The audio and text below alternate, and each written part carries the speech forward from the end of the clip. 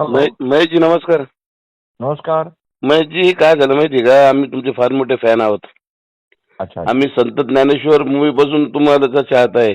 पण काल तुम्ही बरं. जे बोलले ना भाजप बद्दल ते हरकत हां. नाही. पण काय झालं माहितीये का, मराठी जे मूवी जे आपल्या हां.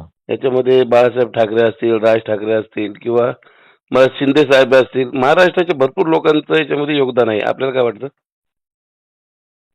म्हणजे हो, असं हो ना. आहेच. पण आपण जे काल बोलले ना भाजप झालं तर म्हणजे आपल्याला काही ईडी वगैरेची नोटीस तर नाही आली ना या विषयावर? नाही, नाही. तेच म्हणलं, कसं आहे तुम्ही अहो कलाकाराची जात नसते माहिती का. हां. आणि तुमचा डायलॉग तो डॅमिट कोणी विसरू शकत नाही. आम्ही जेव्हा पण आणि तुम्ही खूप सुंदर म्हणजे संत ज्ञानेश्वर मध्ये तुमची जी सुंदरता बघितली ना तर त्याला चॅलेंज नव्हतं जगामध्ये. अरे पण माझं मत असू शकते ना? मत असू शकतं पण माझं असं मत वाट असू शकते ना? पण तुम्ही का नसू शकते माझं मत?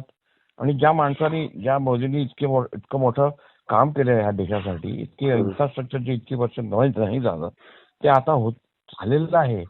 त्याचं काय कोणी त्याची दखल घ्यायची नाही का? पण मराठी मूवी बद्दल काही नाही केलं ना.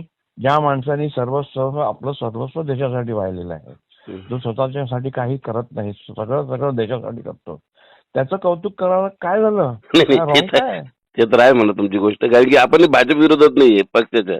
मग भाजप विरोधात काय? मी भाजप भक्त आहे आणि मी म्हणतो ठामपणे आज. आणि मी मोदीजींचा सुद्धा भक्त आहे. काय म्हणणं आहे बोला. बरोबर. संजय राऊत तर म्हणला तुम्हाला ते तात्या विंचू चावून टाकेल काय म्हणतात ते. काय आता त्यांचं मत आहे ते, मी काय करू आता त्याचं? त्यांचं मत त्यांनी मांडलं, माझं मत मी मांडलं, विषय संपला. लोकांना असं वाटतं की तुमच्याकडे पैसे जास्त झाले, नोटीस आली असं म्हणलं ऐकलं म्हणून मी म्हणलं, बाकी काय म्हणलं. नाही नाही, असं काही नाही. बरं ठीक आहे, okay sir. Bye. Okay okay bye.